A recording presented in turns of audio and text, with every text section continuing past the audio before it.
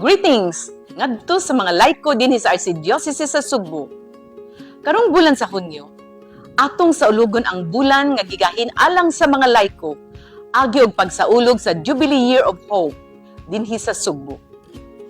Gikalipay nato nga adunay ipahigayon nga Jubilee of Hope Awards ang atong simbahan alang sa mga laiko, individual ug mga grupo nga mipakita sa ilang kadasig sa pagpangalagad.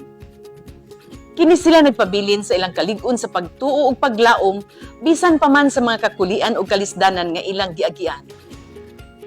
Daghang salamat sa mga kaparian, mga kura paroko ug ilabi na sa atong mahal nga arsobispo sa Sugbo sa ilang paghatag og bili kanatong mga laiko nga nag-alagad diha sa nagkalain-laing parokya ug dinhi sa Archdiocese. Sa pagkakaron, aduna nay sobra sa 1,000 ka mga individual o grupo nga makadawat og Jubilee of Hope Awards dinha sa nagkalain-laing parokya. Atong gipaabot nga mas daghan pa untang mga parokya dinhi sa Archdiocese of Cebu nga mopahigayon og awards sa mga laiko atol niining tuig sa Jubilee of Hope. Hinaot nga kining maong kasaulugan makadasig og daghan pang mga kaigsuonang laiko sa pagpangalagad aron pagtuman sa misyon nga gibilin ni Kristo dinhi kanato.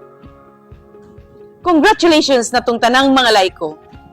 Nakadawat og award o wala, padayon kitang malipayon og madasigon nga pagsangyaw sa pagtuo pinaagi sa atong maayong buhat og pangalagad. Mabuhi ang mga laiko sa Sugbo.